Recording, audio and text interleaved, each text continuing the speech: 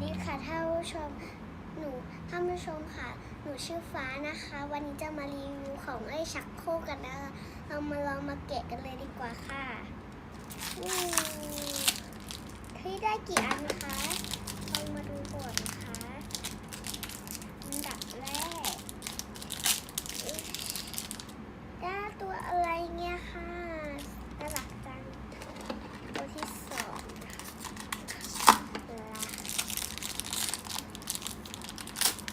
อุ้ยตัวอะไรไม่รู้ว่าตัวอะไรเลยค่ะอะไรเนี่ยค่ะปลาหมึกกับควายแล้วก็จะมาดูกันนะคะปลาที่เราเลือกกันคืออะไรเราได้ตัวนี้นะคะไม่ใช่เราไม่ได้ตัวนี้เราได้ตัวนี้จ้ากับตัวน่าไม่รู้อันนี้มันเป็นอะไรมันของแถมแหละดูของเล่นนะคะจะมาโอ้ย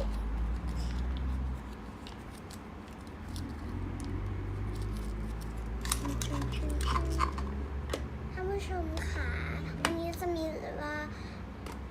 รีวิวขนมก่อนนะคะขนมก่อนค่ะต่อกันนะคะท่านผู้ชมขนมมีขนมไอติมนะคะนี่ค่ะเรามาแกะกันเลยเมื่อกี้แกะไปแล้วค่ะเรามาแกะกันก่อนเลย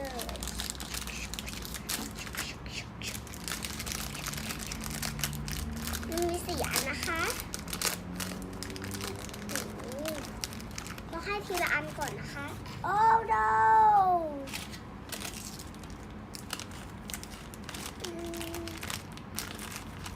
1 ชิ้นนะคะใส่ไว้ตรงนี้เลยนะคะแล้วเดี๋ยวเราก็จะเอาบีบทีเลยนะคะอะไรจ้ะนะคะนี่วันนี้เราจะมาบีบทีเรื่องสีอันนี้ก่อนเลยค่ะ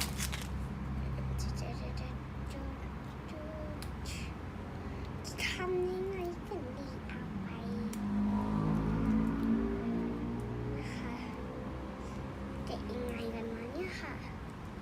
ต้องใช้อะไรแกะก่อนนะคะต้องใช้กรรไกรก่อนนะคะใช้เป็น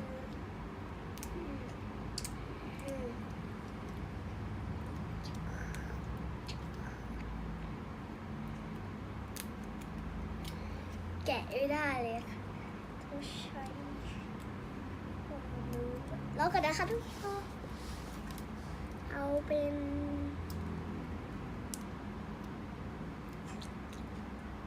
โอ้มันจะแกะยากจ้ะค่ะแล้ว